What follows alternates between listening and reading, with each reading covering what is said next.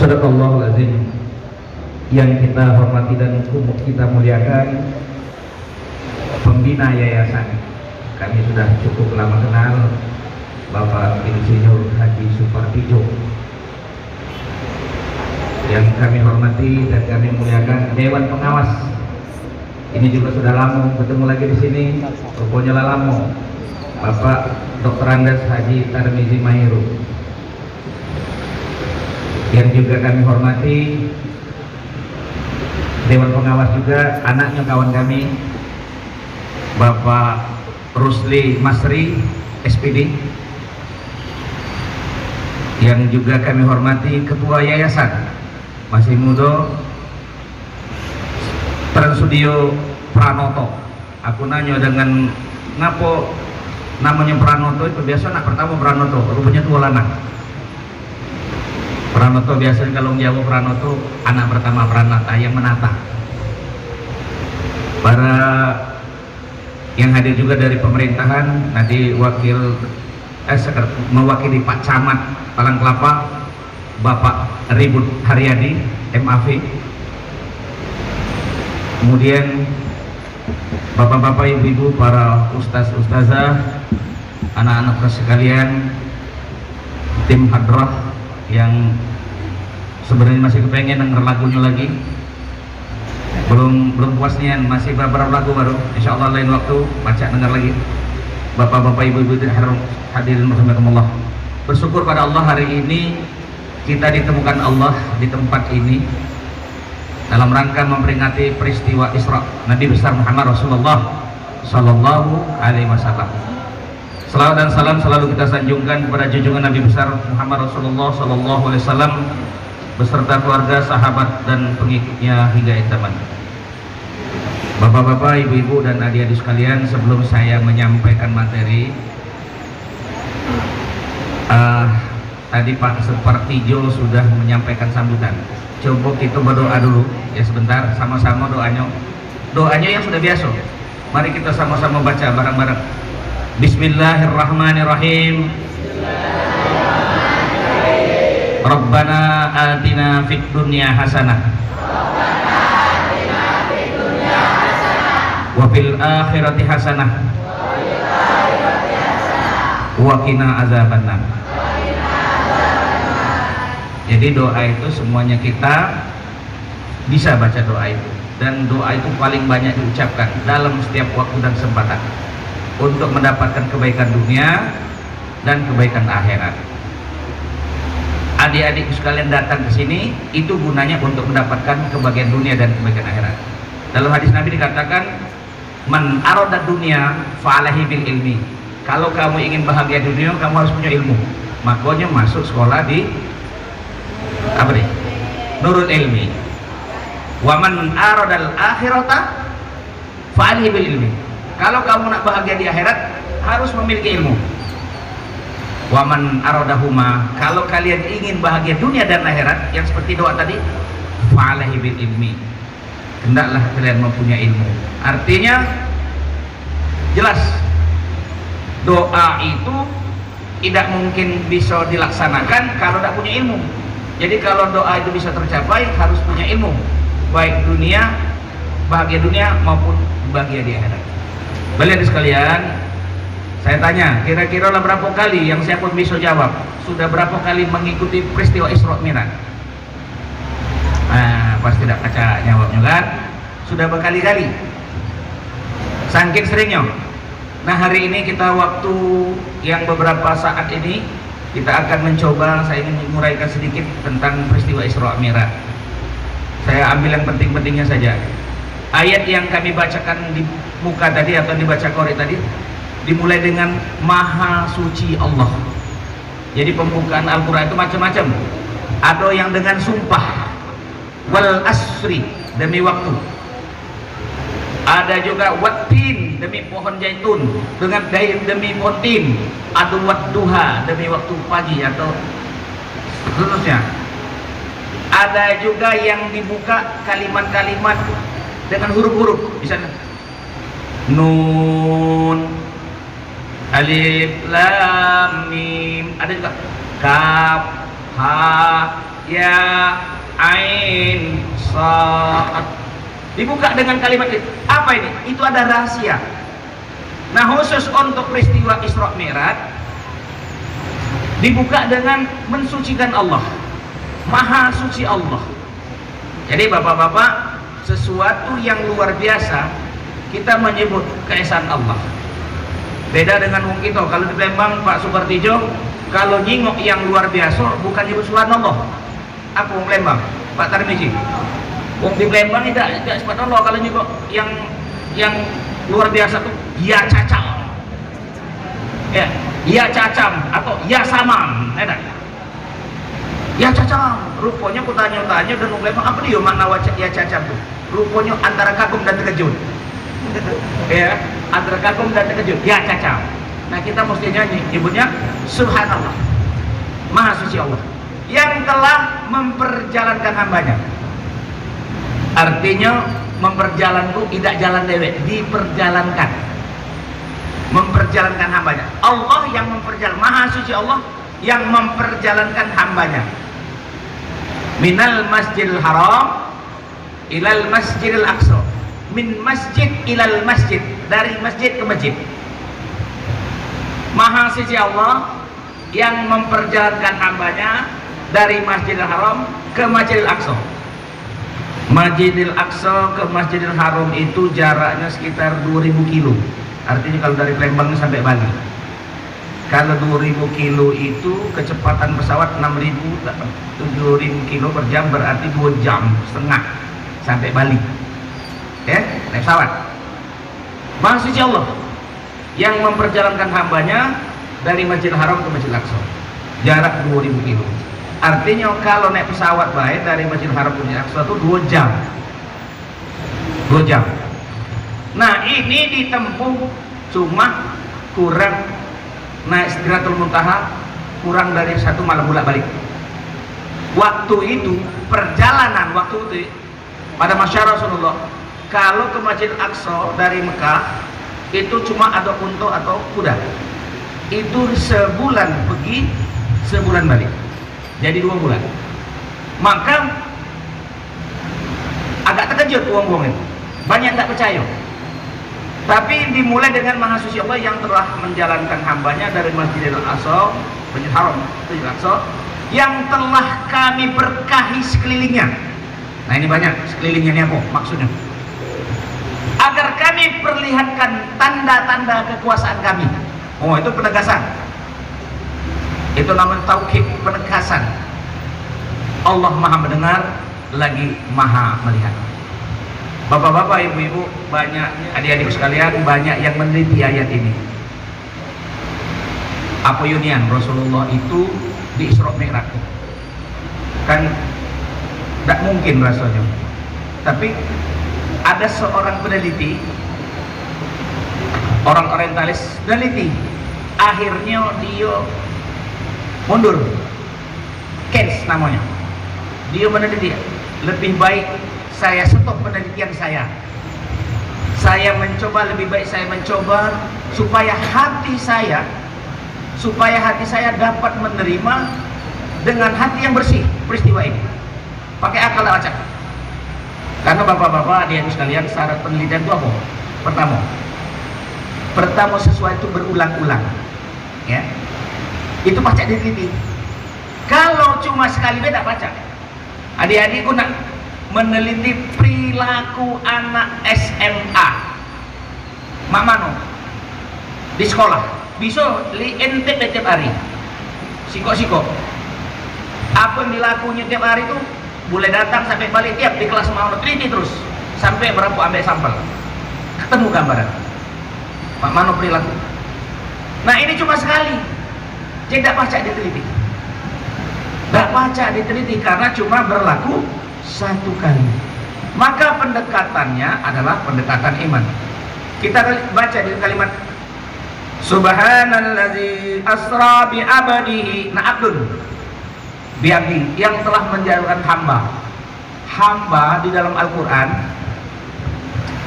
sebutan manusia itu bapak-bapak dia sekalian banyak. Yang kita tahu apa? Ya ayuhan nas, wahai sekalian manusia. Berarti di sini siapa itu? Manusia kan? Wattini wa zaitun wa turi sinin wa hadzal baladil amin laqad khalaqnal insana fi ahsani taqwim. Insan itu siapa? Manusia juga dua. Yang ketiga, ya bani Adam, khuzu zinatakum inda kulli masjid. Wahai anak Adam, pakailah pakaian indah-indah jika kamu masuk masjid. Adam itu manusia bukan berarti? Manusia juga. Kemudian di dalam surah Ar-Rahman, ya maksarul jinni wal ins, bukan insan, ins. Ya maksarul jinni wal ins. Nistatu antan fuzu min aqtaris samawati wal ardi fanfuzu la tanfuzuna illa bisultan. Wahai kelompok jin dan manusia, bukan insan tapi ins. Kalau kamu pacak tembus langit, tembuslah langit. Tak pacak kamu tembus langit illa bisultan, kecuali dengan Tuhan. Berarti manusia juga. Sudah lagi, ya ayyatuhan nafsul mutmainnah. Manusia bukan ini, nafs. Manusia kan? Langsung. Kemudian subhanallazi asra bi abadihi lailam minal masjidil haram ilal masjid. Abdun berarti hamba. Artinya kalau dia hamba itu adalah manusia lengkap dengan ruh dan jasad. Karena ruh sendiri ada keterangan ruh. Pada saat ada yang bertanya kepada Rasulullah SAW, ya Muhammad, kalau engkau memang betul-betul seorang Rasul, di mana ruh itu? Jawab Rasulullah, diam Rasulullah, tidak baca nyawa, diam. Rasulullah itu tidak nyawab, diam. Turunlah wahyu. Wa yas'alunaka an kulli ruhu min amri rabbi wa ma utitu minal ilmi illa qalila.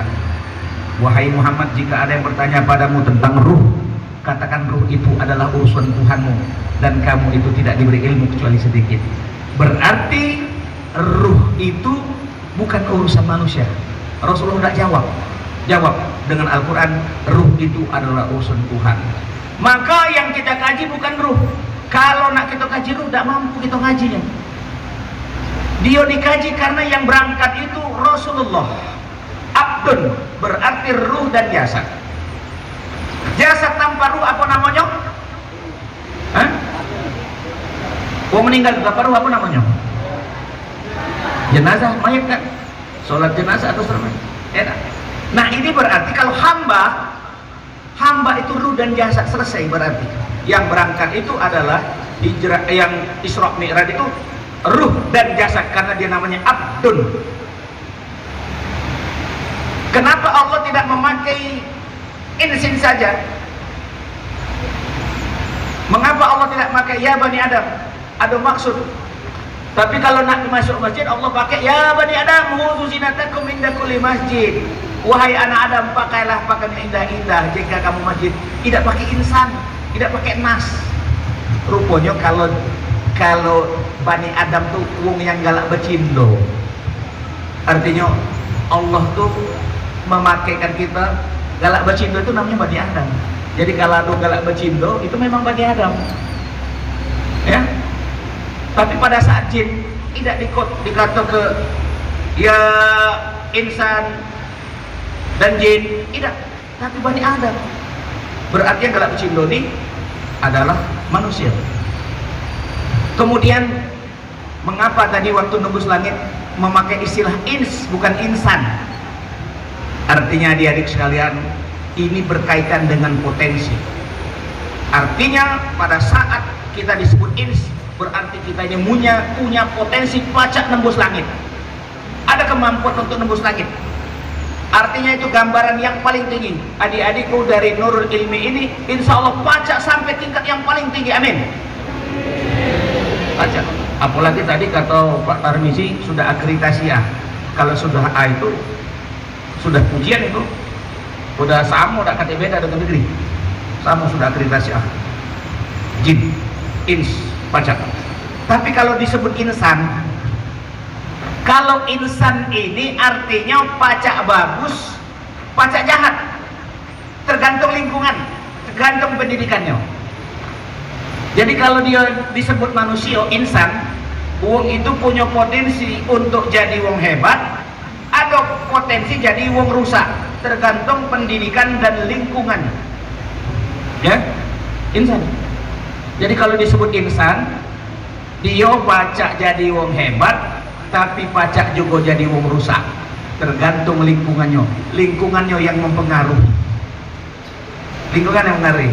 Nah, adik-adik sekalian, masuk di sini, insya Allah sudah terbentuk lingkungan yang agamis, otomatis tergiring, karena trilogi pendidikan itu rumah, sekolah, dan masyarakat. Rumahnya bagus, wong tuanya bagus, lingkungannya bagus, insya Allah jadi baik. Tapi rumah bagus, sekolahnya tidak bagus, artinya tidak ada nilai-nilai Islam, kemudian berteman juga tidak bagus, kacau. Ya, jadi ada 3 ikut ini harus. Wong tuanya bagus, masuk ke sekolah anaknya bagus, lingkungan yang bagus, dididik dengan cara yang bagus, karena guru-gurunya pada guru-guru yang bagus, tidak ada yang tidak memakai nutup aurat, ya, terbuka, tidak ada, semuanya pakai jilbab. Sudah digiring lingkungan yang bagus, insya Allah menghasilkan yang bagus.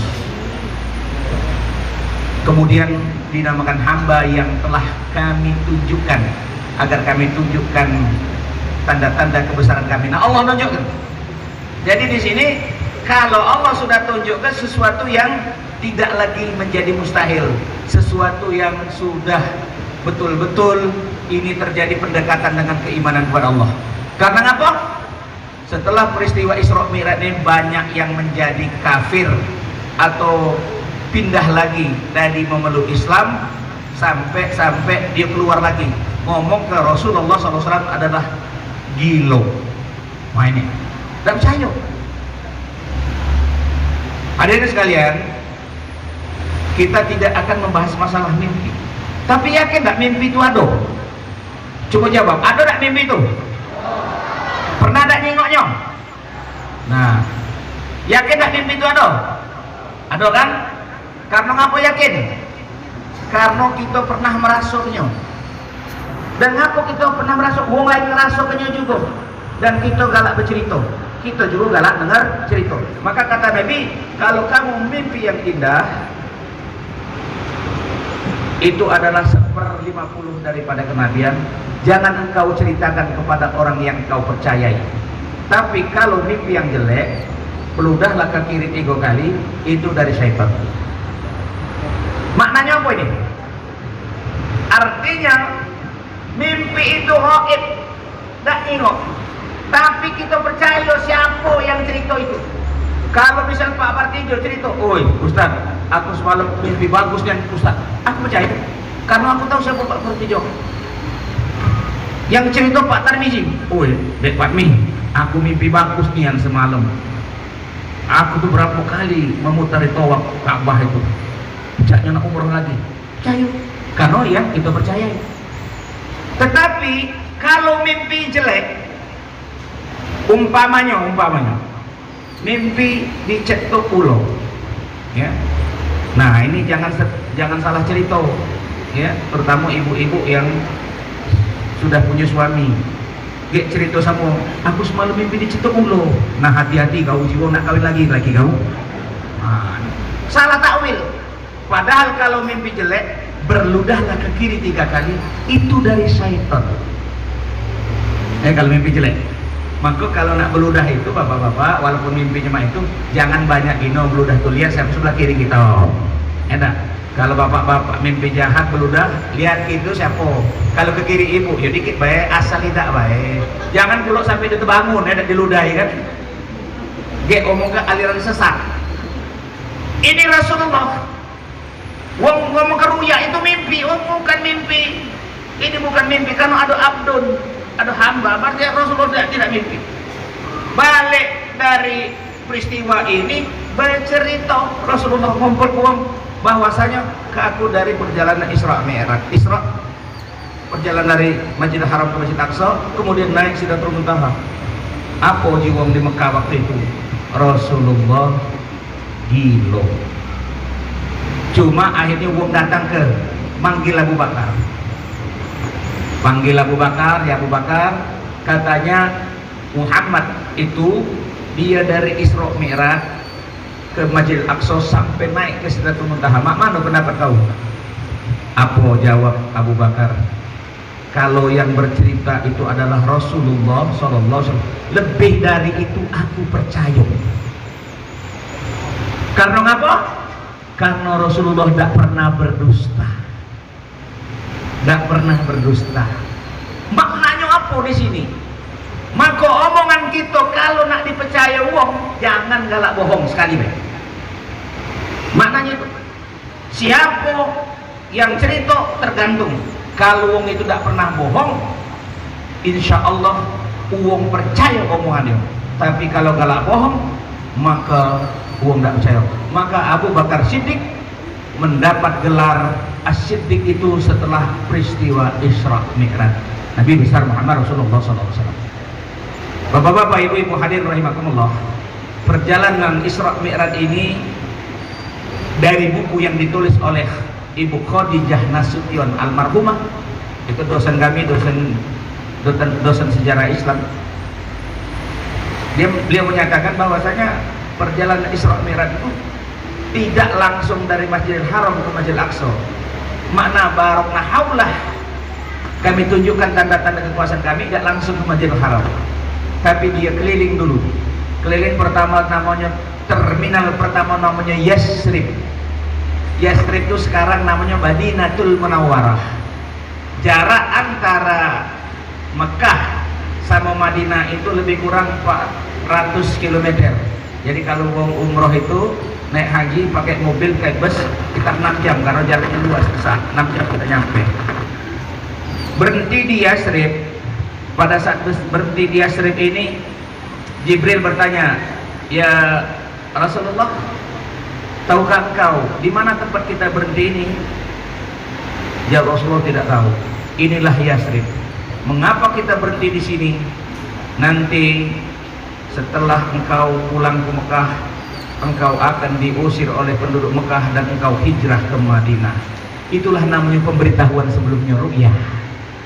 Nah, adik-adikku, mungkin ibu-ibu guru pernah juga ya, ada pemberitahuan sebelumnya, baik berupa mimpi atau firasat. Banyak ini orang-orang yang bersih itu banyak firasat. Kita ini juga dapat semuanya. Itu namanya firasat. Sesuatu anak dengan ibu yang paling kuat. Kalau anaknya sekolah jauh, misalnya di Jogja atau di Jakarta, emaknya di Palembang, anaknya sakit, ibunya pasti ada rasa. Walaupun anaknya tidak ngomong, itu ada firasat. Begitu juga kita semakin baik dengan orang lain, itu ada firasat. Mak itu juga ru'yat itu, semakin kita dekat dengan Allah, kita tahu jahat sama tidak. Nyingok matonya baik, kita tahu. Umpamanya kalau mata wong kita jingok, tidak beres ini. Buktinya bahwasanya mata itu bisa jadi firasat. Contoh, adik-adik atau ibu guru kalau nyengok Pak Supartijo pasti nunduk, tidak berani natap matanya. Itu nandakan apa? Sebagai tanda hormat. Siapa yang berani masati Pak Jokowi jilid, pasti tidak berani, pasti nunduk. Itu tanda hormat. Budak kecil lihat laman kita jingok terus, pasti nunduk. Mak itu juga lanang dengan betino. Kalau betino, yang betino nian itu biasa tidak berani jingok lanang, biasa nunduk. Paling jingok jempol kakinya deh, tidak berani menatap. Lain dengan lanang, lanang berani menatap. Itu firasat. Semakin bersih orang itu, semakin melihat dari mata. Dari mata itu sudah bisa kelihatan. Nah, umpamanya kita nyingok mata, ngedip-ngedip terus, ya jangan salah. Jangan, terutama lanangnya jangan dikira kalau betina nyingok mata ngedip-ngedip, jangan dikira udah senang. Siapa tahu cacingan itu. Mak itu sebaliknya. Mata ini selalu tidak bisa berbohong. Nah, Rasulullah SAW itu dinjuk tahu. Nah, kalau kita nih cara Allah dinjuk tahu mak mana? Maka kita kalau ada sesuatu, kalau kita tidak punya ilmu, bukan seperti Nabi, maka kita disuruh sholat sunat 2 rakaat istikharah. Umpamanya jurusan apalah, dua-duanya bagus, seneng kalau dua-duanya. Umpamanya jurusan ini aku seneng, ini seneng, tapi ragu. Nah, waktu ragu itu kita minta petunjuk, sholat sunat 2 rakaat. Ya, sholat sunat 2 rakaat. Ragu-ragu supaya keraguan itu hilang. Itulah kakek bisa menjelma melalui mimpi, bisa berupa perasaan hati kita semakin mantap. Ini firasat. Cara ngasuhnya banget biasa. Cara ngasah ini ada wong itu diasahnya dengan cara tidak ada lain caranya mendekatkan diri kepada Allah SWT. Bahkan wong itu baca tanda-tanda kematian. Kalau di pelaju aku sih kok bayang tunjuk contoh. Di pelaju dulu ada namanya Kiai Yusuf Hamid. Kiai besar itu anaknya namanya Fauzi, kuliah di Mesir, balik ke Palembang nikah, kemudian istrinya dibawa ke Mesir. Sesampai di Mesir sakit, akhirnya tidak baca apa-apa, dibawa ke Palembang, dibawa ke rumah sakit Pertamina. Waktu itu masih Pertamina bagusnya rumah sakitnya. Waktu dijenguk ngomong ke kamu tuh kumpul lah, siap-siaplah, aku nanti jemput, itu lah jemput aku, uang Rami jemput aku, kamu siap-siaplah, aku nak pergi, siap-siaplah. Waktu dia ngomong itu, seisi ruangan itu menjadi harum yang ruangan. Itulah tanda-tanda baca. Tapi kita tidak baca tanda karena barangkali kita belum bersih. Maka Rasulullah itu diberi Allah diberitahu sebelum sesuatu terjadi. Kemudian setelah peristiwa Isra benar terjadi, setelah peristiwa Isra lebih kurang 1 tahun, Rasulullah hijrah ke Madinah yang dulu namanya Yasrib. Dari situ perjalanan ke terminal kedua namanya Madian. Madian ini menceritakan peristiwa Nabi Musa alaihissalam. Jadi Nabi Musa pada saat dia tinggal di Mesir, Nabi Musa ini melihat orang sedang membuat bangunan. Mandor ini bentak-bentak pegawainya. Di riwayat di dalam tafsir itu diterjemahkan macam-macam. Ada yang mengatakan ditempeleng, ada cuma ditegur dikit, tapi ada yang ngomong dipukul. Uang ini mati seketika. Mati seketika. Ada yang tahu Nabi Musa dikubur sama Nabi Musa. Ada itu perbuatannya sudah sampai dengan Fir'aun. Maka kau larilah. Yang tidak ada lain, Nabi Musa ini adalah anak angkat Fir'aun. Kemudian Nabi Musa lari, sampailah di Madian. Pas di Madian ini juga dinamakan terminal muda-mudi. Ada juga menamakan terminal sosial. Ada menamakan terminal muda-mudi dan ada namakan terminal sosial. Jadi waktu sampai Madian, Nabi Musa ini, adik-adikku sekalian, insya Allah kalau adik-adikku nanti sempat diberikan Allah kesempatan umroh melalui Masjidil Aqsa, naik bis langsung Mesir, kaget lewat 12 sumur Musa. Nah, pada saat di Madian itu cewek limo duduk ngantri, dideketin Nabi Musa. Ngapo gawe kamu dua di sini? Ngapo gawe kamu dua di sini? Kak, mbek banyu. Cuma kami harus menyelesaikan saudara-saudara laki-laki itu selesai, baru kami baca ngembek. Banyak nih aneh antrian banyu. Sudah ya Nabi Musa, aku dorong kamu sini kayak aku ngembek. Akhirnya Nabi Musa memang badannya kuat, diangkatlah batu itu, selesai diberikan. Tahu-tahu sampai rumah itu bapaknya heran. Nak, ngaku kamu hari ini sampai baju itu cepet nih kan? Tidak cak biasanya. Kata bapaknya nih, kata anak ini, Pak, kami ada pemuda, badannya kekar dan kelihatan tampaknya orangnya jujur. Nolong kami baik hati. Kalau mak itu suruh dulu kau jemput dia. Bapak nak ngucap terima kasih. Nak ngucap terima kasih.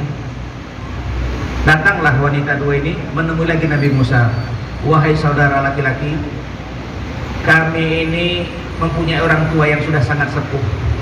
Kami menceritakan tentang engkau yang telah menolong kami. Karena orang tua kami agak heran mengapa kami begitu cepat mengambil air hari ini. Apakah engkau sudi ke rumah kami memenuhi permintaan orang tua kami yang ingin menyampaikan ucapan terima kasih. Yang minta ini tidak ada adalah Nabi Syu'aib alaihissalam. Datanglah Nabi Musa ke tempat Nabi Syu'aib ini. Rupanya waktu ngadep Nabi Musa ini, salah satu dari dua-duanya anak Nabi Syu'aib nyuil ke bapaknya, Pak, jadi kebaik dia begawi dengan kita. Ngaku di bapaknya, dia Kowiyun Amin. Kowiyun Amin itu dia kuat, lagi dapat dipercaya. Inilah maknanya rekomendasi. Jadi kalau kakek ada lanang yang bagus, yang kuatun amin, rekomendasi kan, tapi dapat dipercaya. Apa yang bisa diambil? Pertama, hidup ini pandai-pandailah berterima kasih. Jadi kalau ada berbuat baik dengan kita sekecil apapun, bisa jadi cuma ngenjuk kita banyak minum satu cangkir, tetapi banyak itu sangat berarti di saat kita haus di tengah padang pasir. Harus ingat, bisa jadi dia cuma membantu kita ban mobil bekas, tapi waktu itu kita amendak dijuk ban bekas itu kita kelelep karena kita tercebur dalam tambang atau dalam air. Maka ban bekas itu sangat berharga bagi kita. Itulah pacak-pacaklah terima kasih dalam hidup ini. Itu digambarkan dalam peristiwa Isra Mi'raj. Kemudian perjalanan diteruskan, sampailah Tursina. Tursina ini tidak ada lain tempat Nabi Musa menerima wahyu. Kemudian perjalanan lanjutkan lagi, sampailah namanya Baitul Lahmi. Itu ditulis di sana Bethlehem. Baitul rumah, lahmun itu darah. Jadi tempat lahir Nabi Isa. Jarak dari Bethlehem ini sampai Masjidil Aqsa itu kurang lebih 15 kilo. Disinilah tempat Nabi Isa dilahirkan. Nah pertanyaannya, ngapa Nabi Isa lahirnya di Baitul Lahmi bukan di Masjidil Aqsa? Di dalam Al-Quran diterangkan bahwasanya Maryam itu doa orang tuanya. Allah mentakdirkan Maryam melahirkan Isa, tapi sebenarnya doa ini doa yang dimintakan oleh orang tua Maryam itu namanya Luqman. Luqman itu yang tidak lain namanya diabadikan dalam Al-Quran. Dia berdoa, dia bernazar, inni nazartu laka ma fi batni muharraran fataqabbal minni innaka antas samiul alim. Dia berdoa, ya Allah, kalau aku dapat anak lanang, anak ini akan aku letakkan di Masjid Aqsa, kakek dia akan ngurus. Jadi marbot istilahnya di Masjid Aqsa. Tahu-tahu yang lahir itu malah wanita, itu namanya Maryam. Sebenarnya bapaknya minta kalau anak aku lanang, ternyata yang lahir anak betina. Rupanya agak kecewa wong tuanya Luqman ini. Ya Tuhan, kamu baca kakek dalam surah Al-Imran dari 35 sampai 40. Ya Tuhan, beda anak lanang dengan anak betina. Waktu itu perasaan beda, tapi rupanya ada rahasia Allah. Tidak langsung mendapatkan anak laki-laki, ternyata anak laki-laki itu dicocong, istilah kita sekarang dicocong. Ada rahasia Allah. Ternyata Maryam ini akan melahirkan seorang nabi tanpa melalui proses pernikahan. Jadi manusia itu diciptakan 4 ya. Penciptaan manusia itu 4. Pertama diciptakan dari tanah. Khalaqal insana min salsalin kal fakhar. Wa khalaqal janna minan nar, ya. Diciptakan jin pada api, manusia dari tanah. Nah, Nabi Adam itu diciptakan dari tanah. Kalau ada yang nanya, mak mana Nabi Adam tuh? Aku pecah bayi baru lahir diciptakan, lahir besar, sekolah dulu, kelas SD, SMP tidak. Tapi Nabi Adam langsung dibentuk manusia yang sudah dewasa. Khalaqal insana min salsalin kal fakhar. Setelah dia besar lengkap, baru ditiupkan ruh. Itu yang pertama. Kemudian setelah Nabi Adam diciptakan, barulah diciptakan Hawa. Mano ayatnya? Wa min ayatihi an khalaqalakum min anfusikum, ya. Tanda-tanda kekuasaan Allah telah kami ciptakan istrimu dari jenismu sendiri. Nah, itulah wanita. Jadi bukan jenis yang lain. Nah, makna ayat ini juga berarti tidak boleh kawin dengan lain jenis. Artinya jin, karena lain ciptaan. Dari jenismu sendiri. Kemudian yang ketiga, diciptakan manusia itu tanpa melalui proses pernikahan. Cuma siko Nabi Isa alaihissalam. Kemudian kita ini bapak-bapak melalui proses pernikahan, tapi asal muasalnya wayang dari tanah, asal muasalnya. Tapi kita tak dari tanah langsung. Yang tanah langsung itu cuma satu, Nabi Adam alaihissalam. Adik-adikku dan para ustadz-ustadzah rahimakumullah, peristiwa yang terjadi pada Isra Mi'raj ini juga menjadi pelajaran terutama untuk wanita. Kenapa? Pada saat Maryam ini diomong kena punya anak, Maryam ngomong, "Manu aku nak punya anak, seorang bashar pun belum pernah menyentuh aku." Bashar juga berarti manusia, ya. Bashar itu maknanya manusia yang sudah punya nafsu terhadap wanita, itu bashar. Jadi budak kecil tidak pacak dinamakan bashar. Bashar itu laki-laki yang sudah dewasa. Nah, karena dia hamil, maka dia malu terus jalan sampailah ke Baitul Lahmi ini. Berjalan makalah lahirlah dia di Bethlehem ini. Karena apa? Dia malu. Tapi tanda-tanda kesucian Maryam itu jelas. Ini ibu-ibu sekalian, ustaz-ustazah, Maryam ini pada saat duduk di tempatnya di mihrabnya, Nabi Zakaria heran. "Ya Maryam," kata Nabi Zakaria, "innalaka hadza." "Ya Maryam, dari mana makanan ini?" "Innalaki hadza." Karena apa? Dak kate pada waktu itu buah-buahan yang tidak tumbuh pada waktu itu, tapi di tempat Maryam ini ada makanan. Heran Nabi Zakaria. Jawab Maryam, "Huwa min indillah." Itu dari Allah. Huwa min indillah, itu dari Allah. Nah, pada saat disebut Maryam huwa min indallah, Nabi Zakaria tidak ngomong lagi. Apa pelajaran yang bisa kita petik di sini? Pertama, karena Maryam ini selalu mendekatkan diri kepada Allah, maka ada rezeki yang Allah tidak berikan kepada orang yang bukan beribadah, hanya kepada orang ibadah. Tanpa usaha yang kerja keras, makanan disediakan oleh Allah. Saking dekatnya Maryam kepada Allah. Itu artinya di sini, terutama ustaz-ustazah, kalau kita ngabdi, terutama di ilmu agama ini ngajar, tidak usah takut khawatir akan rezeki. Ya, Bapak Suparti jadi kami tahunnya. Mungkin kalau nyingok sekolahnya, banyak. Ini bukan dari sekolah. Kami juga punya lembaga pendidikan. Kalau ngitung tidak cukup dari biaya sekolah, bayar 250.000 sebulan untuk bangun gedung ini. Tapi Allah bukakan pintu-pintu rezeki yang lain. Nanya deh, dari mana? Salah satunya sawit, tahu kami Pak seperti. Allah bukakan pintu-pintu lain. Min indallah. Kemudian yang kedua apa? Maknanya, kita tuh jangan banyak nanya. Kalau sudah nyawa, jadilah. Karena ditanya Nabi Zakaria, "Ya Maryam, dari mana makanan itu?" Jawab Maryam, "Dari Allah." Sudah, Nabi Zakaria terus ke. Itu artinya kita kalau nanya dengan orang lain, tidak usah banyak gino tanya. Contoh, kita tinggal nanya kalau ada HP baru, mobil baru, motor baru, segala bertanya, "Aicaknya motor baru ya?" "Alhamdulillah." Bukan kau tuh cash apa kredit belinya tuh. Nah, nanya cash atau kredit, terpaksa lah yang nak jawab nih tadi bingung.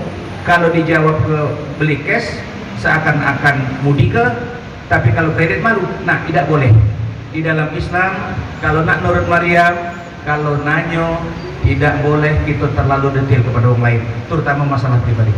Hadirin sekalian, setelah dari Baitul Lahmi ini barulah sampai dia ke Masjidil Aqsa. Ya, dulu Masjidil Aqsa ini tempat kiblat yang pertama umat Islam itu Masjidil Aqsa. Sampai saat ini ya, bagi yang sudah pernah ke sana sangat memprihatinkan. Kita sholat di Palembang ini aman, tidak ada gangguan. Jadi kami pernah menjelang sholat subuh, kami sempat sholat di Masjid Aqsa.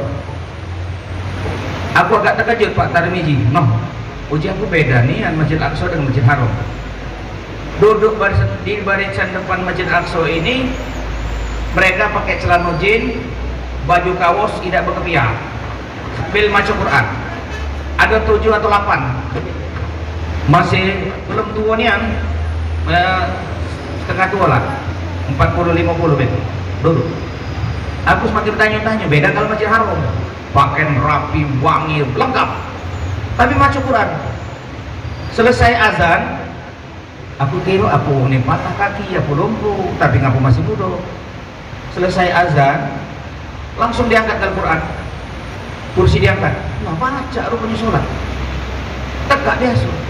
Aku penasaran. Lanak komat, baru imamnya datang. Nah, imam itu sudah mati ketembak ya. Jadi ngobrol lah kami di situ. Kenapa sholatnya model mak ini? Rupanya yang tadi yang duduk bagian depan itu para penghafal Al-Quran kali, hafiz-hafiz lah. Kami ini tiap sembahyang di Masjidil Aqsa ini selalu siap untuk berperang, karena Yahudi itu setiap saat kadang-kadang membabi buta nyerang. Maka tiap kami sholat itu kami harus siap-siap kalau kaki ada serangan. Artinya kita di sini ini begitu aman, tapi di Israel, di Palestina, yang di situ peristiwa Isra Mi'raj, yang turunnya peristiwa Isra Mi'raj di situ dalam Al-Quran, itu sampai hari ini tidak aman tempat sholat. Kalau siang hari, jadi kami pada saat Jumat itu nak sholat, karena di Baitul Lahmi itu antri nak tempat lahir Nabi Isa lah jam 10, tapi antri 2 kilo lebih nak tempat lahir itu, karena bukan mau Islam baik yang antri.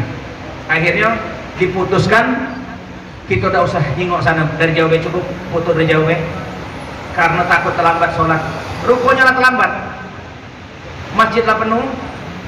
Di luar-luar itu tanah biasa, pecah nih Pak Tarmiji, pecah uang kawin di tenda, tapi kehabisan kursi, tegak nyongkok di sana nyongkok. Itulah kondisi Masjid Aqsa waktu itu tahun 2012.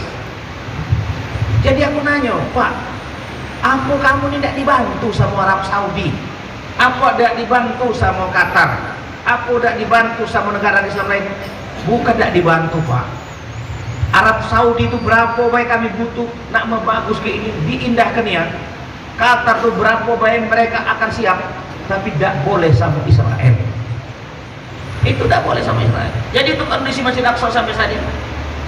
Kejamnya di Israel itu, Yahudi itu kejamnya, ya, kejamnya. Jangan tulah ada pemuda, kalau pemuda masuk situ lama, apalagi pemuda dari Gaza atau dari Hebron, itu tidak boleh masuk. Tidak galak diajak ngomong. Setiap pojok-pojok, dia itu dalam benteng Masjid Aqsa itu, setiap pojok itu ada penjaga tentara lengkap dengan senjata pesawat perangnya, dan mereka itu tidak ada senyum. Islam itu dikawal ketat. Pak, kami tidak baca, Pak, kata mereka itu, kami ini ibaratnya punya rumah-rumah kami, tapi kalau kami nak belanja dapur harus laporan dulu. Aku boleh tidak beli daging? Jangan, tidak usah lah. Atau boleh beli dikit. Kami di segalanya diatur sama Israel. Itulah kekejaman. Nah, pertanyaannya, ngapa Israel itu tidak setuju sama umat Islam? Ngapa sampai jahatnya itu? Karena dari 25 nabi ini hanya satu yang dari Mekah, hanya satu yang dari tanah haram Mekah, lainnya banyak dari Palestina. Ini jadi mereka itu menganggap Ngapo nak Muhammad nak tunduk pada Nabi kami ada 24 dari sini, satu itu cuma dari Mekah. Nah ini yang membuat mereka tidak redo, maka bencinya terhadap Islam itu. Hadirin sekalian, sesampai di Palestina itu kami keliling-keliling. Mano yang katanya umroh itu yang tempat Nabi Isra Mi'raj yang burak, ternyata sampai sekarang masih ada ditulis tempat Rasulullah menambatkan buraknya itu ada. Ya, tempat Rasulullah menambatkan buruknya itu masih sampai sekarang masih terpelihara. Nah pertanyaannya, kalau pakai akal, pola Rasulullah itu kok buruk? Aku nak pacak minggat, walaupun ditambat pacak terbang kan buruk itu. Ini sebenarnya isyarat bahwa segala sesuatu itu kita jangan langsung menyerahkan kepada Allah, tapi ikhtiar duniawi penting. Kalau ada motor kunci, jangan ngomong cobalah taruh depan situ, sudahlah tawakal kepada Allah, lanjak ke kawan, ya dah, lanjak ke kawan itu, jangan kelamuan 5 menit aman kuncinya disitulah, sudahlah Allah itu maha pengampun, tapi nangis selalu hilang. Ini nandakan burak bayi yang itu adalah pesawat untuk Rasulullah, yang Rasulullah tahu kemampuannya, itu baik ditambatkan. Ada masih tempatnya, tempat berberhentian burak Rasulullah SAW. Nah di situ bapak-bapak sekalian, adik sekalian, itu ada namanya, ada batu lagi. Menurut riwayat batu inilah yang lurus sampai Sidratul Muntaha. Sidratul Muntaha. Ya, jadi riwayat itu katakan langit pertama bertemu dengan Nabi Adam alaihissalam. Ini diceritakan tentang manusia yang pertama yang ada di muka bumi, Nabi Adam, yang pernah berbuat dosa. Karena dosa itu 3 hukuman yang Allah berikan. Pertama, Nabi Adam dilepaskan pakaian. Kedua, Nabi Adam diusir dari surga. Ketiga, dipisahkan dengan istrinya. Istrinya dipisahkan, diturunkan di Jeddah. Nabi Adam diturunkan di India. India sama Jeddah itu jaraknya 4 jam kalau kita naik pesawat. Di India itu 4 jam. Jadi kalau kita separuh perjalanan kalau nak umroh, tengah-tengah itu. Nah, apa kelebihannya? Diceritakan oleh Allah. Nabi Adam akhirnya ditemukan di padang Arafah. Ini apa gunanya untuk kita? Gunanya untuk kita, bagi mereka yang belum punya pasangan hidup, tidak usah khawatir. Nabi Adam baik di Jeddah, Siti Hawa di Jeddah, Nabi Adam di India, pacak bertemu di padang Arafah. Karena taubatnya terima. Rabbana zalamna anfusana wa illam taghfir lana wa tarhamna lanakunanna minal khasirin. Ini nunjuk motivasi kita, banyak-banyak kalau belum bertemu pasangan yang sudah waktunya, banyak-banyak beristighfar, banyak-banyak berdoa pecah Nabi Adam. Allah temukan. Ya. Kalau Palembang lain lagi Pak Partijo, aku kalau membimbing itu kalau bertemu sama istri di pucuknya, pucuk Jabal Rahmah itu, pucuk aku mang, doa apa mamang tuh? Aimi mamang nindo agayumu ya. Apa ayumu? Tak marah tu lagi. Bukan, ada sih kok galak penesan, kita kan galak penesan. Puji aku bapak-bapak, ibu-ibu, di Jabal Rahmah inilah insya Allah doa kita terkabul. Bagi yang belum punya anak, insya Allah Allah berikan di mustajab doanya kabul. Ada yang tuh Pak Partijo. Hai Pak Patmi izinnya. Amun anak tak lagi, kami nak nambah paknya bayarnya. Oh, jago apa nih kalau main-main di tempat yang main ini ya. Nah, disitulah Nabi Adam. Kemudian naik lagi ke lantai 2 atau langit kedua, bertemulah dengan Nabi Isa dan Nabi Yahya. Nabi Isa itu waktu Nabi Isa ini masih hidup, dia sudah ngomong itu di dalam surah Sod. Ya, dalam surah Ya Bani Israil ini Rasulullah ilaikum. Ya, di situ dikatakan setelah aku ini akan lahirlah seorang namanya Ahmad. Ya, setelah aku ini akan Ahmad. Jadi Nabi Isa itu sudah ngomong di dalam Al-Quran, buka dalam surah As-Saff itu, akan membakti semua Ahmad. Setelah aku ini ada Nabi lagi namanya Ahmad, Nabi Isa. Kemudian naik lantai ketiga, langit ketiga Nabi Idris alaihissalam yang di dalam Al-Quran dikatakan siddiqun, artinya ada nabi yang benar, nabi yang jujur.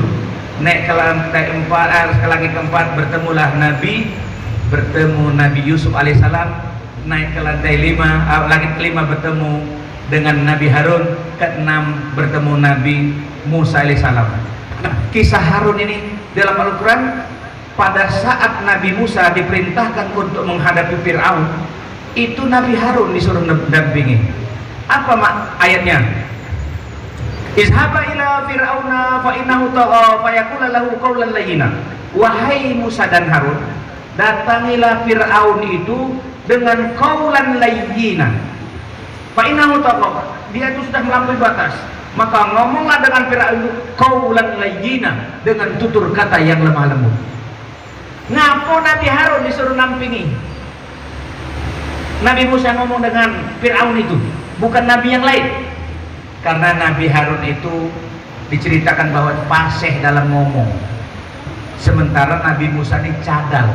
Ngapo dia cadal? Waktu kecilnya itu Nabi Musa ini merangkak-rangkak dimaini sama istrinya Fir'aun, tapi Fir'aun tidak setuju. Dembek ke bara api, dinjuknya budak kecil. Karena budak kecil ini ia dimakan oleh bara api, akhirnya terbakarlah lidahnya Nabi Musa, maka Nabi Musa menjadi cadal. Maka pada saat menghadapi Fir'aun itu Nabi Musa berdoa. Apa doa Nabi Musa waktu menghadapi Fir'aun? Doanya sering kita baca, Rabbishrah li sadri wa yassir li amri wahlul 'uqdatam min lisani yafqahu qawli. Ya Tuhanku, lapangkanlah dadaku, wa yassir li amri, mudahkanlah urusanku, wahlul 'uqdatam min lisani, lincahkan lidahku, yafqahu qawli, agar dia ngerti omongan aku. Nah, ini apa pelajaran yang bisa kita petik? Sebenarnya kita sudah amalkan ini tanpa kita sadar, sudah kita amalkan. Artinya kalau kita nak nemui wong penting, kita gugup, kita ajak wong pendamping. Ini biasanya acara-acara ini kalau nak lamaran, nih Pak Termizi ini sering dipakai jadi juru bicara. Itu sudah mengamal ke Al-Quran itu. Mana usuronya? Ya itu tadi. Pada saat Nabi Musa didampingi Nabi Harun untuk ngomong. Nah, Nabi Musa juga dia yang fasih, maka ada yang dampingi. Itu juga kita nemui wong lain yang kita anggap berwibawa, kita agak takut, minta dampingi yang pacak ngomong. Kaget kita tinggal nimpo-nimpo. Nah, kalau nak ngapo? Bisa nak temu Pak Supartijo, aku tuh takut nak ngadi Pak Supartijo tuh. Cari siapa yang pacak nampingi Pak, menemui Pak Supartijo. Nak bertemu Pak Gubernur, cari siapa. Kita misalnya temui Pak Supartijo temui Pak SO Syariah Rusman, temui Pak Deru, ada juru bicara. Tetapi kalau kita nak dewean juga, kita baca doa, Rabbishrah li sadri wa yassir li amri wahlul 'uqdatam min lisani yafqahu qawli. Tapi jangan kamu nak nemui Pak Supartijo atau Pak Tamaje Mairu baca doa kuat-kuat depan dia. Nah, tersinggung dia, kau dia bukan Fir'aun. Maksudnya ini, pada saat kita ingin bertemu siapapun, terutama orang yang kita hormati, kita harus bisa-bisa cari pendamping yang pacak nyampe ke maksud dan tujuan kita. Sekarang ada namanya juru bicara. Bukan berarti kita tidak pacak ngomong. Beda kalau memang ada yang pintar ngomong, yang pacak nyampe ke maksud dan tujuan kita. Hadirin sekalian, naik ke langit yang ketujuh, disitulah bertemu Nabi Ibrahim alaihissalam. Nah, sampai disitulah malaikat Jibril tidak mampu lagi naik sampai Sidratul Muntaha. Ayat yang dibacakan tadi oleh qori kita di dalam surah An-Najm itu bahwasanya dia melihat wujud yang aslinya. Itu makna ayat itu. Sampai Sidratul Muntaha, turun lagi. Nah, malaikat Jibril tidak mampu. Karena kata Jibril, kalau aku naik, aku akan hancur dan akan hangus. Inilah kelebihannya Muhammad Rasulullah Sallallahu Alaihi Wasallam. Hadirin yang berbahagia, banyak kisah-kisah yang luar biasa sebenarnya, tetapi peristiwa Isra Mi'raj sangat luar biasa. Nabi Isa kelebihannya pacak ngidupung yang mati. Nabi Ibrahim dibakar da apu-apu. Nabi Sulaiman pacak mindahkan istana. Nabi Sulaiman pacak segala bahasa. Tetapi itu masih dianggap biasa. Yang luar biasa adalah yang diterima oleh Rasulullah, peristiwa Isra Mi'raj alaihissalam. Turun lagi setelah Sidratul Muntaha, turun lagi bertemu Nabi Musa. Kata Nabi Musa, apa oleh-oleh yang didapat dari dipanggil oleh Allah? Kami menerima perintah sholat 5 waktu sebanyak 50 waktu. Oh izin Nabi Musa, alangkah beratnya itu, cobalah minta kurangi lagi. Naik lagi, turunlah menjadi 10 waktu. Uji Nabi Musa masih berat itu. Muhammad, umat aku besar-besar badannya, ya, umat aku besar, lagi tidak sanggup, umat kau lebih kecil. Jadi bapak-bapak, makamnya Nabi Musa itu ada di Yordan. Memang panjang nih yang mungkin Pak Tarmizi, alangkah panjangnya kubur Nabi Musa, tertulis wa kalama Musa taklima, ada tulisan kuburan Nabi Musa panjang. Oh bener lah ini, kalau dia mau ke Nabi Musa tuh besar tinggi panjang nih. Ada masih sampai sekarang makam Nabi Musa alaihissalam. Jadi kata Nabi Musa, coba minta lagi. Akhirnya minta lagi, turunlah 5. Masih kebanyakan dari Nabi Musa. Jadilah ternyata dengan 5 waktu ini, walaupun hanya 5, tapi kita sama dengan mengerjakan 50 waktu. Turun ke bumi, kemudian sampai Masjidil Haram. Besok siangnya Rasulullah aman sekarang jumpa pers. Jumpa pers itu artinya ngumpul nunjuk tahu kalau dia itu dari perjalanan. Nah, disitulah banyak orang yang tidak percaya kepada Rasulullah tentang peristiwa Isra Mi'raj. Dan siang harinya turunlah ayatnya apa?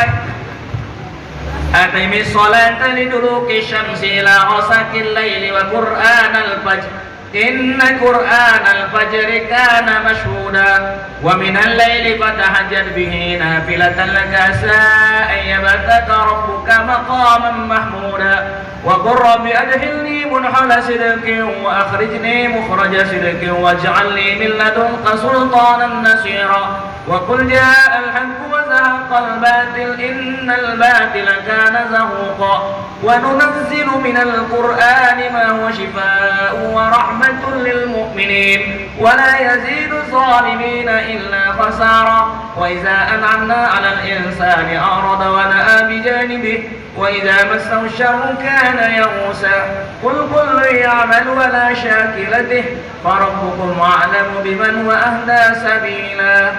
Ayat inilah yang turun pada saat setelah Isra Mi'raj. Maka mulai hari itu, siang hari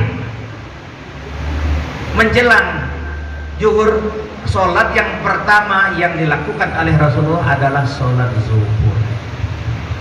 Laksanakanlah sholat manakala matahari telah tergelincir, dan laksanakanlah sholat setelah terbenamnya matahari malamnya menjelang malam, dan laksanakan juga sholat subuh, karena sholat subuh itu disaksikan oleh para malaikat.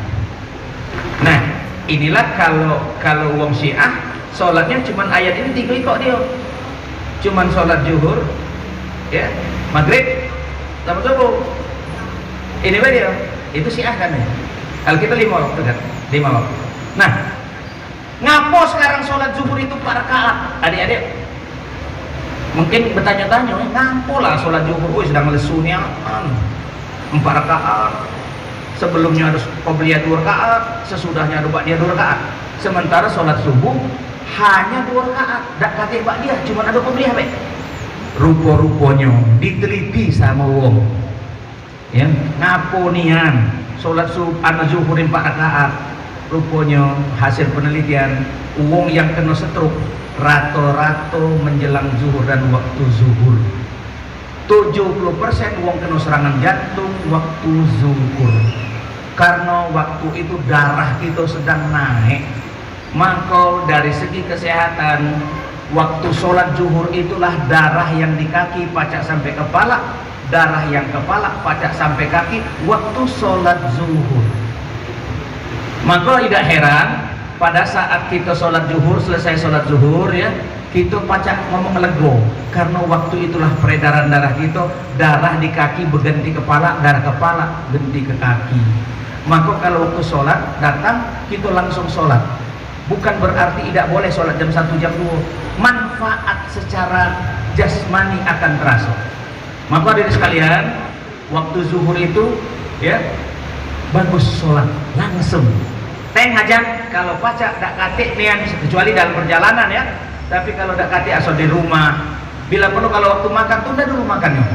Kaget, karena itu nilai manfaat sholat zuhur. Kemudian selanjutnya sholat asar. Sholat asar dikatakan sholat wusta. Dalam Al-Quran tidak ada istilah asar tapi wusta, artinya sholat yang harus kita pelihara. Setelahnya tidak ada asar. Kemudian sholat maghrib, sholat isya. Nah, secara khusus sholat subuh dikatakan inna qur'anal fajri kana mas'uda. Sholat subuh itu disaksikan oleh para malaikat. Pertanyaannya, apa sholat yang lain tidak disaksikan malaikat? Biasanya kalau sholat tak disaksi malaikat agak galung gitu nih ya, nak disaksikan. Percumanya kalau sholat tak saksi malaikat tak catatnya. Rupanya di tafsir dijelaskan sholat subuh itu syahadat. Sholat subuh itu disaksikan oleh para malaikat. Tasyahadu minal malaikil lail wa malaikatin nahar. Sholat subuh itu disaksikan oleh malaikat malam dan malaikat siang. Contohnya